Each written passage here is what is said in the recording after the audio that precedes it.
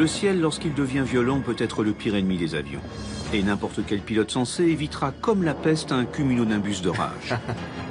Voici, je profite du soleil. Cet énorme nuage susceptible d'être mortel. Que dire alors d'une tempête? Ou pire, d'un ouragan? Évidemment, dans ce cas, la consigne est d'enfermer son avion au sol dans un hangar solide et d'attendre que ça se passe. Je ne peux pas baisser l'aile gauche. Mère Nature a pris le contrôle de mon avion. Ne force pas. Sauf pour des pilotes d'exception, dont le métier précisément est d'aller là où personne ne va. Et elle l'emmène où elle veut. On ne peut pas faire mieux. On les appelle les chasseurs d'ouragans. C'est pas assez. On sent la mort toute proche. Voici l'histoire du vol Noah 42.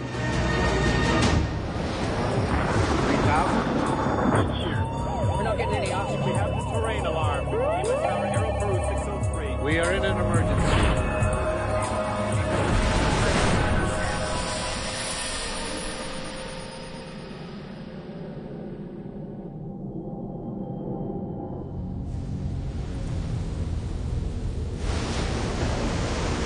En 1989, la zone de la Caraïbe est touchée par l'ouragan Hugo, l'un des plus violents jamais enregistrés.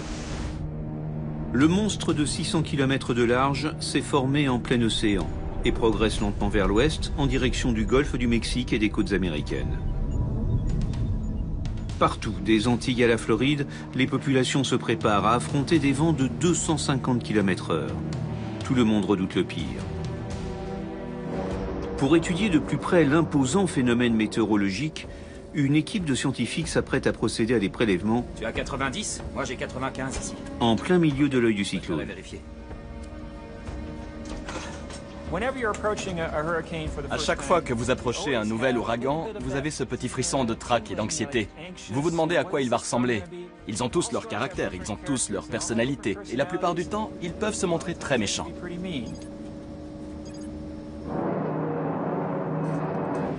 Il reste 40 minutes. Profite du soleil tant que tu peux. Voici, je profite du soleil. Ces hommes sont des professionnels et travaillent pour l'administration américaine. Ils sont spécialisés dans la chasse aux ouragans. Nous avions la fine fleur des spécialistes d'ouragans qui volaient avec nous. Certains étaient même des scientifiques de réputation internationale. Les scientifiques veulent mesurer la vitesse réelle des vents, la pression atmosphérique et les variations de température, éléments indispensables pour déterminer la future trajectoire de l'ouragan. La navigation délicate du vol Noah 42 est assurée par Jeffrey Masters. Mon travail, c'est de guider l'avion dans l'œil du cyclone. Ça consiste à dire au pilote, OK, vire de 10 degrés à gauche et garde le cap dans cette direction-là. Jerry, prends un cap au 070 jusqu'à ce qu'on soit plus près. Donc, je transmettais les indications au pilote tout en étudiant les vents et en m'assurant qu'on allait bien tout droit dans l'œil. On vire au 070. Merci Jeff. Aux commandes, Jerry McKim, un ancien pilote de l'aéronavale. Il a déjà effectué 4 vols au cœur d'un ouragan.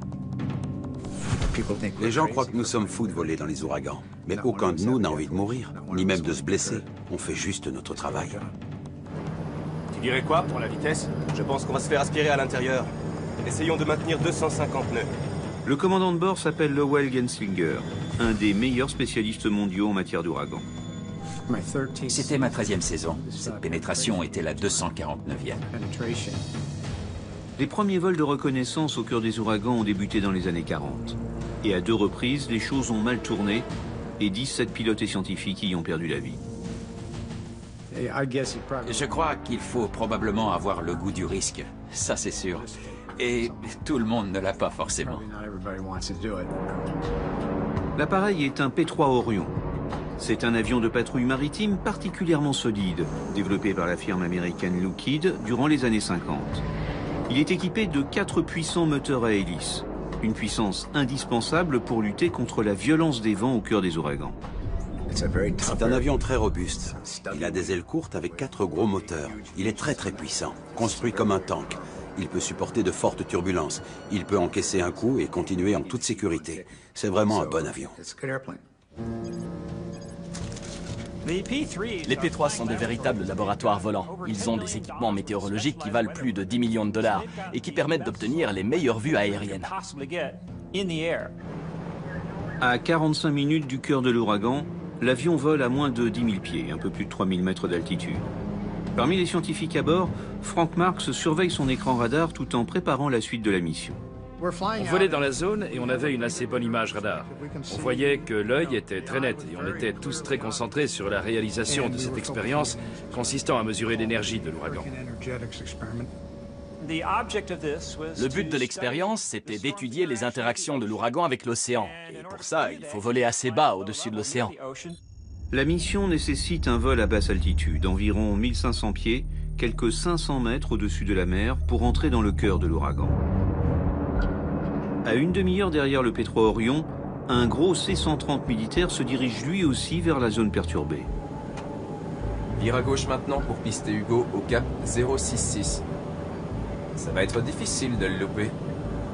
Le navigateur s'appelle Robert Katz. On savait qu'il s'agissait d'un ouragan majeur. Un peu éprouvant pour les nerfs, mais excitant en même temps.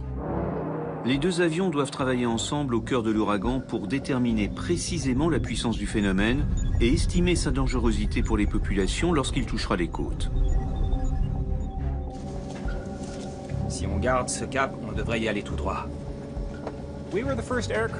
Nous étions les premiers à entrer dans l'ouragan. Et ça rajoute toujours un peu de danger, parce que la seule façon de connaître la puissance réelle d'un ouragan, c'est de l'évaluer de l'intérieur. À Miami, en Floride, Miles Lawrence, lui aussi, surveille de très près la progression et la trajectoire d'Hugo. C'est lui qui doit déterminer le niveau d'alerte pour les populations. J'étais en plein travail au centre des ouragans. J'inscrivais des données sur des cartes, je les rentrais dans l'ordinateur. J'essayais de faire mes prévisions. L'ouragan est un des phénomènes naturels parmi les plus destructeurs. Dans la région, durant les 7 années précédentes, les ouragans ont tué en moyenne 47 personnes chaque année. Les images satellites permettent de repérer ce qui se prépare. On savait que quelque chose était en train de se former, mais on ne pouvait pas estimer sa force. Pas en regardant une image satellite en tout cas. Il va falloir le garder à l'œil celui-là. On y va, on fait un tour et on rentre. Joli plan de vol. Le P3 Orion transmet régulièrement au centre des ouragans les relevés effectués en vol pour être analysés. Toutes les 30 secondes, l'avion transmet par satellite au centre des ouragans les mesures effectuées dans la zone afin de déterminer la progression de la tempête. L'appareil se prépare maintenant à entamer sa descente vers 1500 pieds. Oh, merde. Lorsqu'un instrument essentiel tombe en panne. Les gars, mon radar ventral vient de lâcher. Attends une seconde. Va vérifier le panneau de fusible. Pour se guider dans la zone perturbée de l'ouragan, l'équipage utilise 2 systèmes radars. C'est l'un de ces systèmes qui vient de rendre l'arme. Jeff, ça ressemble à quoi le cap? Sans leur radar inférieur, les pilotes sont dorénavant à moitié aveugles.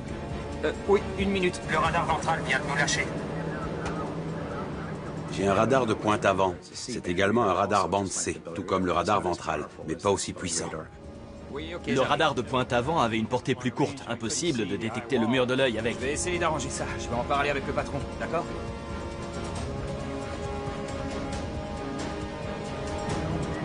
Eh les mecs, désolé pour ça. C'est réparable? Je pense. Je veux dire... Ouais. Ça vaudrait mieux.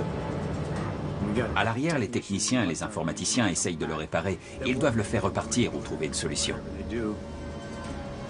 Mais pour l'instant, la mission paraît compromise. Il s'agit d'une expérience scientifique très pointue et très coûteuse. Il est impossible de la compromettre en ne suivant pas le programme. Tant qu'ils n'auront pas pénétré l'intérieur du phénomène, aucun des 2 appareils ne sera en mesure de déterminer la puissance exacte de l'ouragan. Pour l'instant, l'analyse des images satellites laisse présager des vents de 200 km/h. Tout ce qu'on savait en décollant, c'était qu'il s'agissait d'un ouragan de catégorie 3. Pour un équipage, ça veut dire la perspective d'une bonne balade. C'est comme ça qu'on dit. Les ouragans sont évalués sur une échelle de 1 à 5. Une catégorie 3 indique des vents compris entre 178 et 208 km/h. Des vents capables de détruire des habitations peu solides et de provoquer d'importantes inondations.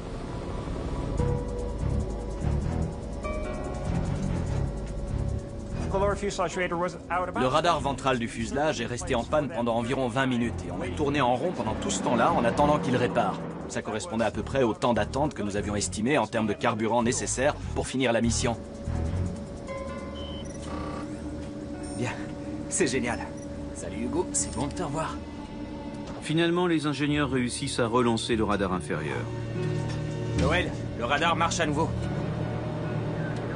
Je savais que tu pouvais le faire. Ok, plus d'excuses, on y va les gars. Le commandant Masters évalue rapidement la situation. Durant l'attente, les vents se sont encore renforcés. J'étudiais l'évolution des chiffres tout en surveillant les vents qui arrivaient et je me suis dit, ok, c'est peut-être pas aussi gentil que ça. Peut-être qu'il est un peu plus gros qu'une catégorie 3. Et les prévisionnistes au sol lui confirment que les vents d'Hugo sont en train de gagner en puissance. Il aurait quelle force? Est-ce qu'il serait de catégorie 5?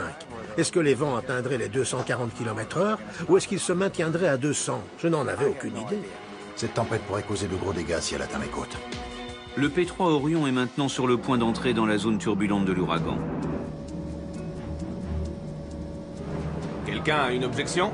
Ok pour moi. Ok pour moi. Alors on y va.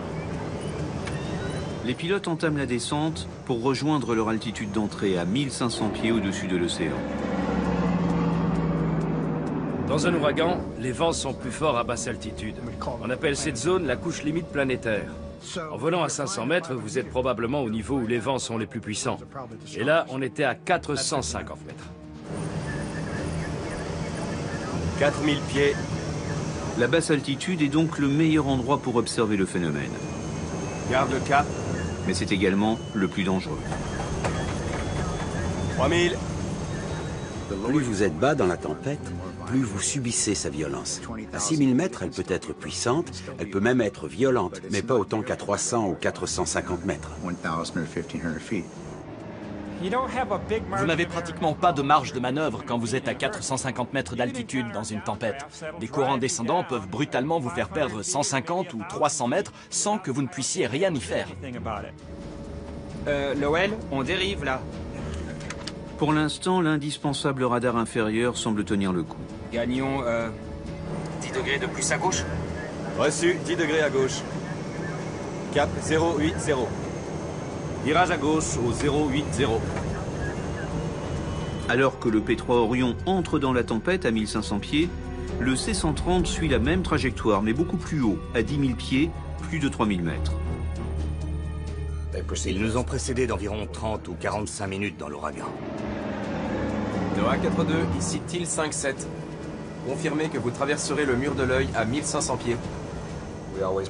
Nous établissons toujours un contact avec les avions NOAA pour être sûrs de coordonner nos positions. Teal 57 de Noah 42. C'est bien ça, nous descendons maintenant à 1500 pieds. Reçu Noah 42. Mesdames et messieurs, veuillez attacher votre ceinture. Et relevez la tablette devant vous. Configuration 1. La configuration 1 signale à l'équipage qu'il doit s'attacher et s'attendre à de très fortes turbulences. Pour traverser le corps de l'ouragan et atteindre l'œil du cyclone, le P3 Orion va mettre une vingtaine de minutes et devoir lutter contre des vents de plus en plus violents. Très bien les gars, on y va. J'avais vraiment le trac quand on s'est approché d'Hugo. Je veux dire qu'il était très impressionnant.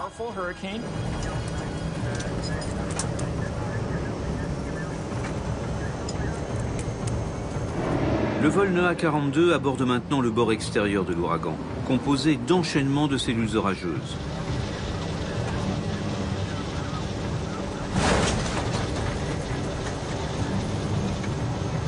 Ça va secouer les gars. Brusquement, tout devient noir. Le seul bruit qu'on entend, c'est la pluie qui tambourine sur le fuselage. Le pare-brise est plein d'eau. On aperçoit juste le bout des ailes qui rebondit. C'est comme si on était emprisonné dans un cocon gris.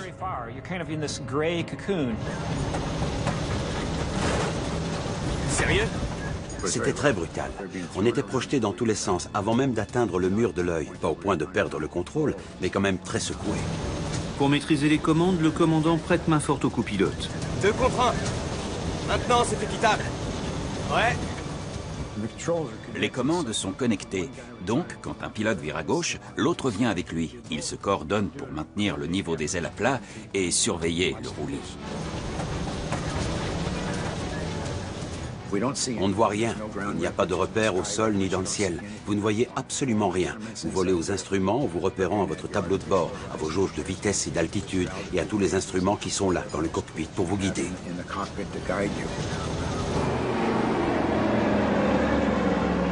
Les violentes rafales de vent poussent l'avion vers la droite. Pour conserver leur cap en ligne droite, les pilotes sont forcés de voler en crabe sur la gauche pour compenser l'importante dérive.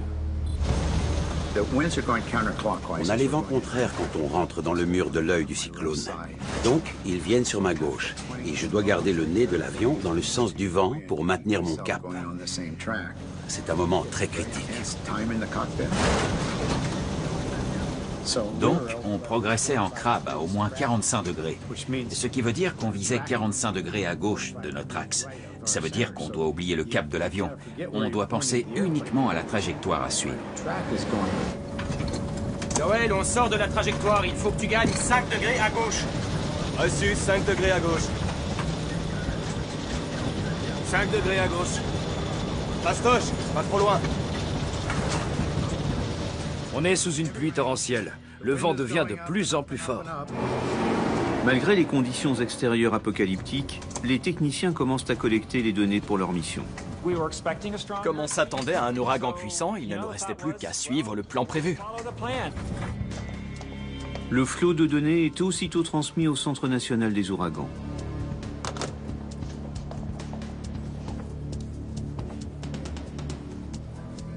Regarde ces vitesses de vent.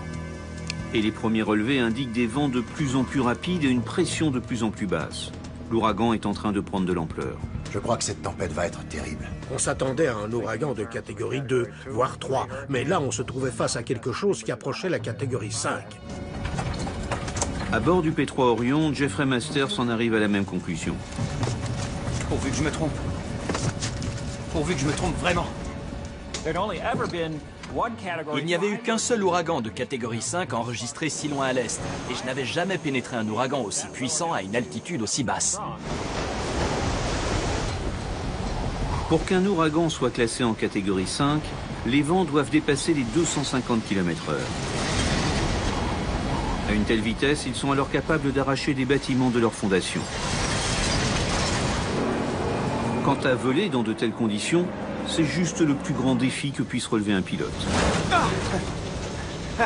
Laissez-moi sortir de là! Le copilote sait qu'il n'y a pas d'échappatoire. Il n'y a pas de demi-tour possible. Une fois qu'on s'est engagé, on doit continuer. Le demi-tour est impossible car avec des vents aussi violents, la moindre inclinaison de l'avion peut mener à la perte de contrôle. Plus les vents deviennent violents, plus je dois prendre à gauche. Laissons l'avion aller où il veut. J'essaie, mais il ne sait pas ce qu'il veut. On était projetés dans tous les sens, de haut en bas, d'un bord à l'autre. On se demandait comment l'avion arrivait à tenir. Perds de l'altitude et tu dérives à gauche. Un peu plus de puissance. Mère Nature a pris le contrôle de mon avion et elle l'emmène où elle veut. Mère Nature déguisée en cyclone, Hugo. Soudain, l'appareil commence à s'incliner dangereusement sur la droite. Je n'avais jamais vécu une chose pareille. Les coups de tonnerre faisaient un vacarme effroyable. L'avion tout entier tremblait. Je me suis dit qu'on allait peut-être y rester. Alors j'essaie de le redresser en tirant sur le manche, mais je n'y arrive pas. Je ne peux pas baisser l'aile gauche. Ne force pas. Alors je regarde Lowell et je vois qu'il fait comme moi. Violemment secoués par les turbulences, certaines attaches des équipements lourds en cabine commencent à céder. Le radeau de sauvetage de 900 kg s'est détaché. Approchez-vous, les gars. Les couteaux et des fourchettes de la cuisine volaient. Une situation extrêmement dangereuse. On est là avec une forte inclinaison. Et la seconde d'après, le voyant lumineux de l'alarme incendie du moteur 3 s'allume. On perd le numéro 3. Putain, j'y crois pas. Le numéro 3 est en feu. Je me souviens très bien que j'ai pensé, c'est exactement ce qu'on doit ressentir quand on se fait tirer dessus et qu'on sent la mort toute proche. Option? Pas vraiment. Avec un moteur en feu, le P3 Orion commence à perdre de l'altitude. Le feu sortait du tuyau d'échappement avec de longues flammes. Il faut le couper. Vas-y. Arrêter le moteur et juguler l'incendie est impératif, sous peine de voir les flammes dévorer toute l'aile droite. Manette d'arrêt d'urgence. En fermant l'alimentation en carburant, les pilotes arrêtent le moteur et réussissent à étouffer les flammes. Mais l'avion continue à perdre de l'altitude en inclinant toujours dangereusement vers la droite. Plus de puissance. Plus on descend, plus on accélère, avec en plus les 3 moteurs à fond. Il fallait s'accrocher aux commandes. Plus de puissance. On ne peut pas faire mieux. On est à la limite de la surpuissance. C'est pas assez. Le pilote a perdu le contrôle de l'appareil. On a commencé à plonger dans le vide vers l'océan. Et tout à coup, bam!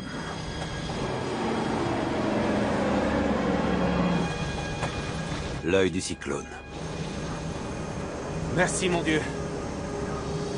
Je n'ai jamais été aussi heureux de voir l'intérieur d'un ouragan.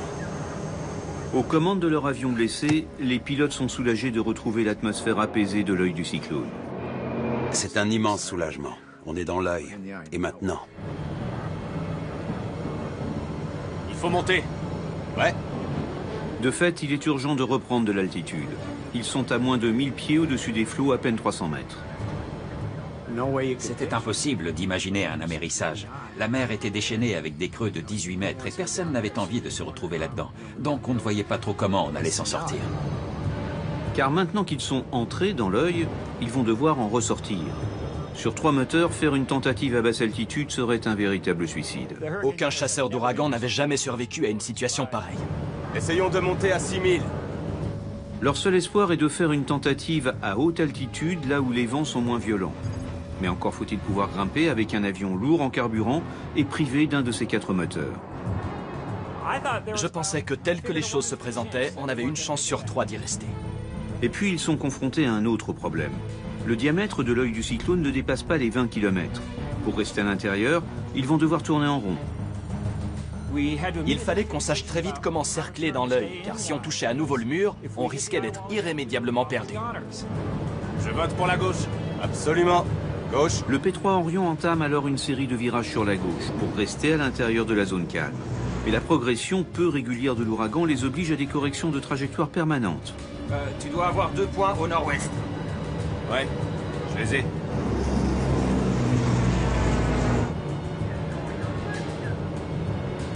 Joli pilotage, monsieur. Un ouragan de ce type est irrégulier. Il ne progresse pas en ligne droite. À chaque fois qu'on faisait un tour, il avait bougé. On croit qu'un ouragan se déplace tout droit dans une seule direction, mais en fait, il se déplace en ondulant. Tout le monde est entier par ici? À peu près. Vous regardez autour de vous, et c'est comme si vous étiez dans un stade gigantesque dont les murs sont constitués d'énormes masses nuageuses qui tournent lentement autour de vous. Et maintenant? On attend que la cavalerie arrive? Ça me va. Cette stratégie a le mérite de leur donner du temps de réflexion pour décider de la suite. Le problème, c'était qu'on ne savait pas dans quel état était l'avion, s'il avait un problème de structure ou pas. Et à part émettre des hypothèses, on ne pouvait rien faire. Ils ignorent également si Hugo va continuer à prendre de la puissance et jusqu'à quel niveau. Si les vents sont plus forts au retour qu'à l'aller, il n'est pas certain que l'avion puisse résister. Quand un ouragan modifie l'intensité de son cycle initial, comme Hugo, il est capable de concentrer tous ses vents dans une toute petite zone autour de son œil. Le deuxième avion, lui, est toujours en train de faire son approche en altitude. NOAA 4-2 à Teal 5-7. Nous déclarons en détresse. Nous avons perdu un moteur. Quand NOAA 42 nous a informé qu'ils étaient en détresse et qu'ils avaient perdu un moteur, il y a eu un grand silence dans le poste. Je me souviens que j'ai regardé les pilotes qui se sont tournés vers nous. On pensait tous la même chose. Oh non. Hormis un soutien moral, l'équipage du C-130 ne peut pas faire grand-chose. NOAA 4-2, on arrive. Mais leur seule présence est déjà un réconfort pour l'équipage du P3 Orion. Il n'y avait pas grand-chose à faire. On était là, chacun dans son avion, et on était bien incapable de faire une cascade à la James Bond pour les récupérer les uns après les autres. On était très inquiets pour eux. C'est à cet instant que le commandant Gensinger voit apparaître un nouveau problème, et celui-là potentiellement mortel. Histoire d'en rajouter une couche, j'espère que tu n'es pas trop attaché au moteur 4. Tu me charries, là? Nous avions à peine réglé une urgence qu'il en arrivait une autre. Pour éviter le givre, les hélices sont équipées de boudins gonflables. Et le boudin de l'hélice du moteur numéro 4 est en train de se détacher. S'il réussit à s'arracher totalement, il risque de venir obstruer l'entrée d'air du moteur. Le moteur va surchauffer et vous allez être obligé de le couper. Et là, c'est la catastrophe. Avec 2 moteurs éteints du même côté, l'équipage sait qu'il n'a plus aucune chance. C'est impossible de traverser le mur de l'œil avec seulement 2 moteurs. Le C-130 rejoint le P3 Orion dans l'œil du cyclone. En se rapprochant, il pourrait faire une estimation visuelle de l'importance des dégâts. Teal 5-7, on va vous demander une faveur. Je ne sais pas si on peut monter assez haut avec 3 moteurs. Vous pouvez descendre vers nous? Reçu, Noah 4-2. On entame la descente. Ils avaient l'air plutôt calmes, alors que moi j'étais très stressé par tout ça. Et je savais que l'équipage l'était aussi, mais ils essayaient de dédramatiser autant que possible. Pour prendre de l'altitude, l'équipage est face à un vrai dilemme. On est trop lourd pour monter. On vidange du carburant? S'alléger en carburant va faciliter la montée, mais il faut déterminer la quantité minimale à conserver pour rejoindre leur base de la Barbade à 500 km de là. Je pense qu'on peut larguer 7 tonnes et demie. Mais il faudra pas faire de tourisme sur le chemin du retour. Prépare-toi à larguer. Ok, les gars, on éteint tous les instruments, ok? On éteint tout. D'accord? Tout. Par précaution, l'ensemble du matériel électronique est éteint. Quand on vidange du carburant, il se vaporise et passe au-dessus de l'aile. La moindre étincelle accidentelle provoquée par un échange radio ou un appareil électronique peut alors déclencher un incendie. Vidange carburant. Activé. C'est parti. Ça a pris 10 à 15 minutes pour vidanger un maximum de carburant. Le vol NOAA 42 a décollé avec une autonomie de 9 heures. Après un délestage de 7 tonnes et demie de carburant, il lui reste 4 heures de vol. Mes moteurs produisent toujours la même puissance, mais comme je viens de perdre du poids, mes ailes génèrent une portance plus importante qui peut me faire monter plus haut. Allez, espèce de vieux taco. Au-dessus de leur tête, le C-130 est maintenant en train de cercler dans l'œil du cyclone. Tenez bon, Noah 4-2. On va commencer à se mettre en position. Pour se rencontrer au cœur de l'ouragan, le P3 Orion doit continuer à monter, le C-130 à descendre. En plus, les 2 avions doivent coordonner leur vitesse et leur taux de virage pour demeurer dans l'air calme et éviter de taper dans le mur des perturbations. L'ensemble de la manœuvre est pour le moins délicat. Noah 4-2, on vous a en visuel. Les pilotes du C-130 n'auraient jamais pris un tel risque si la vie de l'équipage du P3 Orion n'était pas en jeu. On a aligné nos positions et une fois qu'on a pu se voir, tout s'est fait en visuel. Pas de mouvement brusque. Ils sont au-dessus. Et on s'est rapproché à environ 300 mètres de l'avion. La moindre erreur de trajectoire peut mener en quelques secondes les 2 avions à la collision. Les équipages du Teal 57 et du Noah 42 ont effectué un vol en formation dans l'œil d'un ouragan de catégorie 5 et de seulement 16 km de diamètre. C'est l'un des exploits les plus remarquables jamais tentés dans toute l'histoire de l'aviation. On a regardé s'il manquait des panneaux. Ça aurait été un problème, parce qu'un panneau qui se détache de l'avion risque de se prendre dans l'hélice et de provoquer de sérieux dégâts. Ils avaient également eu un incendie sur un moteur, donc ils voulaient qu'on voie s'il était bien éteint. Mais on n'a rien vu de suspect. Noah 4-2, on dirait qu'il ne manque rien à part ce boudin de dégivrage. Après nous avoir inspectés, ils n'ont rien vu d'anormal. Finalement, les nouvelles sont aussi bonnes que possible. Oh, c'est pas vrai. Le boudin s'est barré. La meilleure nouvelle du jour. Le boudin de dégivrage s'est arraché sans endommager le moteur. C'était un vrai soulagement de savoir que ce truc était parti. Teal 5-7, nous avons une autre demande.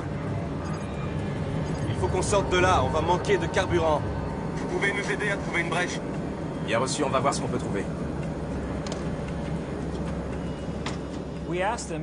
On leur a demandé très poliment, s'il vous plaît, pourriez-vous faire des allers-retours à travers le mur de Hugo pour nous trouver un passage, et de préférence à notre altitude, c'est-à-dire 1800 mètres. Ils nous ont demandé de les aider à sortir du cyclone. On s'est concerté et on a décidé d'effectuer des vols de repérage à la recherche d'une brèche possible. On leur a demandé de rester dans l'œil pendant ce temps-là. Et c'est ce qu'ils ont fait. Pour l'équipage du P3 Orion, il ne reste plus qu'à attendre en tournant en rond. On n'a plus qu'à sortir de là. Tout en surveillant le niveau du carburant. On avait failli y rester en entrant là-dedans à 450 mètres, donc c'était très courageux de leur part d'accepter de faire pour nous plusieurs allers-retours dans l'œil d'Hugo à 1800 mètres. Des nouvelles, les gars? Noah 4-2, je crois que j'ai quelque chose pour vous. Le C-130 a peut-être réussi à trouver une voie de sortie. Essayez le quart nord-est. C'était le meilleur cap que nous avions repéré pour eux. C'était le meilleur avec le moins de turbulences. Reçu. Quart nord-est. On vous retrouve à la base. Pourvu qu'ils ne se plantent pas. Les hommes doivent maintenant se préparer à la traversée périlleuse d'un ouragan de catégorie 5. On a mis tout ce qu'on ne pouvait pas attacher dans les toilettes et on a bien fermé la porte, en se disant que ça s'entrechoquerait mais qu'au moins ça resterait à l'intérieur. Le grand danger était devant nous. C'était la turbulence quand on entrerait à nouveau dans le mur de l'œil. Les pilotes ont décidé de tenter une percée à 6000 pieds, en espérant qu'à cette altitude d'environ 2000 mètres, les vents seront moins destructeurs. Configuration 1. À ce stade-là, on n'avait pas vraiment le choix. On n'avait plus beaucoup de carburant. Notre pilote nous a dit, mettez-vous en configuration 1, attachez vos ceintures, on va sortir de cet œil. Jusque-là, ça va?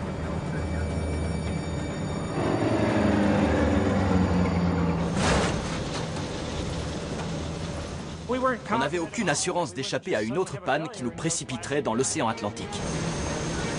Il fallait traverser les murs de pluie et se frayer un chemin à travers les cellules les plus actives de l'ouragan. On savait très bien que notre retour à la base n'était pas une certitude. Mais la voie repérée par le C-130 se révèle praticable et les turbulences demeurent supportables. C'est mieux comme ça. La traversée dure 20 très longues minutes, durant lesquelles l'équipage n'est sûr de rien. Et finalement, le P3 Orion réussit à échapper à l'emprise d'Hugo. Quand j'ai revu le soleil briller, j'ai dit « Alléluia, Dieu soit loué, on rentre à la maison ».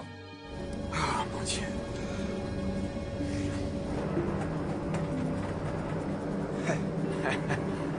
Quelle journée.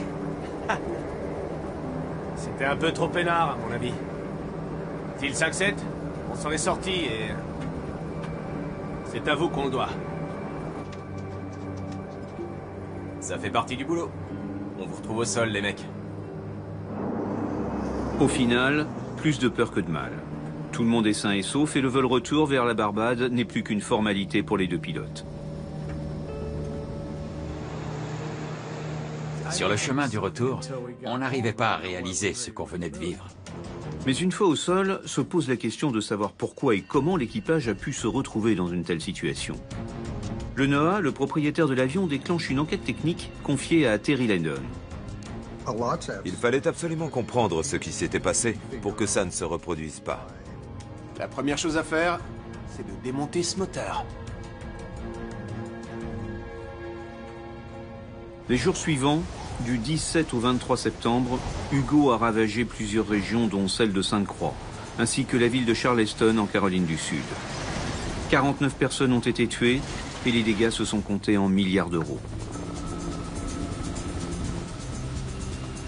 Mais le bilan aurait pu être pire. Les précieuses données recueillies par les chasseurs d'ouragans ont permis de calculer la trajectoire du monstre et de protéger les populations. Configuration 1. Reste à comprendre ce qui s'est passé durant la mission. Très bien les gars, on y va. Le P3 Orion avait déjà à son actif une douzaine d'intrusions sans aucun problème au sein d'un ouragan. Pourquoi cette fois-ci un des moteurs a-t-il pris feu?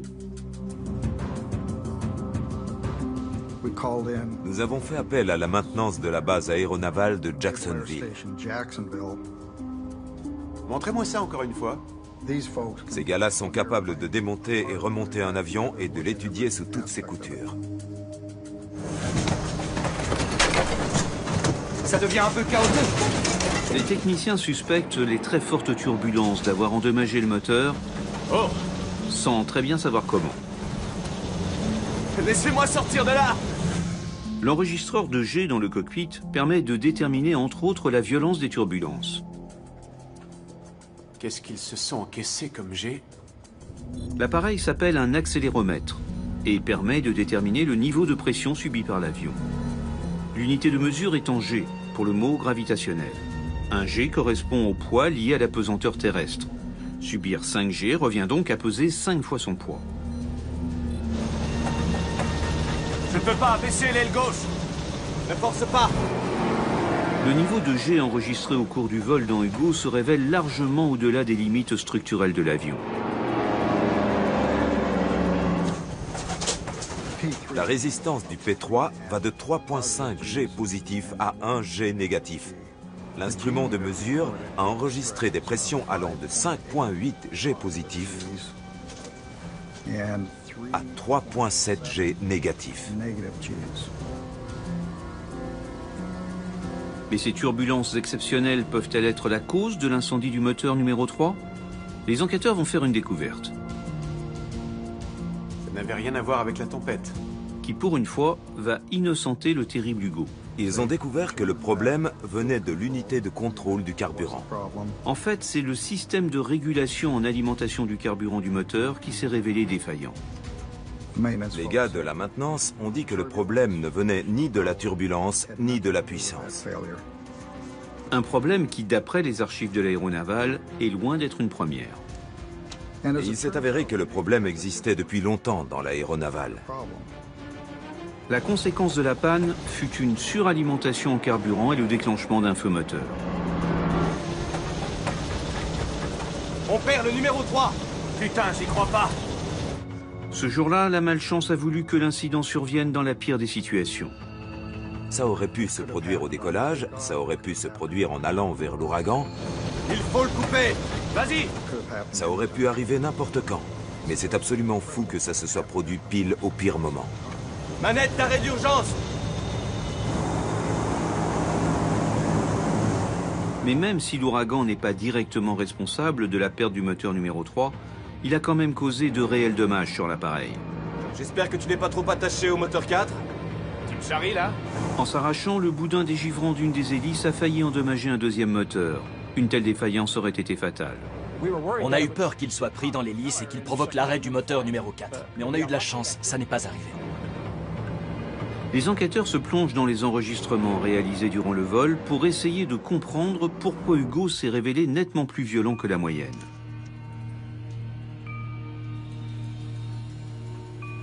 Pas étonnant qu'on ait eu des problèmes. Et ils découvrent un phénomène météorologique jusque-là jamais rencontré. Le mur des perturbations entourant l'œil de l'ouragan était jalonné de tornades, appelées vortex de succion, au cœur desquels les vents atteignent les 320 km/h. Et le vol Noah 42 a eu la malchance de traverser une de ces tornades. Du coup, les enquêteurs se posent une question essentielle pour la sécurité des prochains vols au cœur des ouragans. Quelqu'un a une objection? Ok pour moi. Ok pour moi. Lors de la prochaine mission, alors on y va. Comment renforcer la sécurité de l'équipage lors de la traversée du phénomène pour rejoindre l'œil du cyclone? Chaque participant du vol Noah 42 est interrogé par les enquêteurs. On était déjà descendu à 1500 pieds sans aucun problème. On ne pensait pas à ce qui pourrait arriver. On agissait en fonction de notre expérience, en fonction de nos connaissances, sans nous préoccuper de l'imprévu. On n'a pas eu beaucoup de temps pour observer le cyclone avant que le radar nous lâche. Oh, merde. Les gars, mon radar ventral vient de lâcher. La panne du système radar inférieur a gêné les scientifiques pour estimer la puissance de la tempête et a rajouté de la pression à une situation déjà stressante. Avec le recul, Jeffrey Masters, le directeur du vol, pense qu'ils auraient pu s'y prendre autrement. Configuration 1. On n'aurait pas dû descendre à une altitude si basse avec autant de carburant. On est trop lourd pour monter. On vidange du carburant? Quand vous décollez pour une mission, vous avez fait le plein de carburant, ce qui alourdit les ailes. Je pense qu'on peut larguer 7 tonnes et demie. Il est logique de rentrer dans l'œil à haute altitude et d'effectuer la mission à basse altitude quand on a moins de carburant. On y va, on fait un tour et on rentre. Joli plan de vol. Ils faisaient de leur mieux dans l'intérêt de la mission scientifique. En commençant la mission à basse altitude en début de vol, on pensait profiter de la bonne condition physique de l'équipage. Pour optimiser le travail à faire. Garde le cap. Mais parfois, il vaut mieux privilégier un peu plus de prudence. Et dans ce cas-là, ça aurait été très utile. À la suite de ce grave incident, le NOAA a modifié ses procédures de vol au cœur des ouragans. Dorénavant, les P3 Orion ne descendent plus en dessous de 1500 mètres et restent à une altitude où les turbulences sont moins fortes et donc moins dangereuses. Je pense que c'est une très bonne mesure de sécurité. Une fois que vous avez compris à quel genre d'ouragan vous avez affaire, vous pouvez rentrer dedans et aller faire votre boulot jusqu'au bout. Vous pouvez descendre à basse altitude pour obtenir les données de ce qui se passe au sol. Et vous pouvez faire tout ça en toute sécurité. Lowell, le radar marche à nouveau. Dorénavant aussi, l'ensemble de l'équipage doit connaître le profil et la stratégie de la mission avant le décollage. On m'a souvent demandé pourquoi je continue à voler dans les ouragans. Ça fait 32 ans que vous faites ça, pourquoi vous continuez à le faire?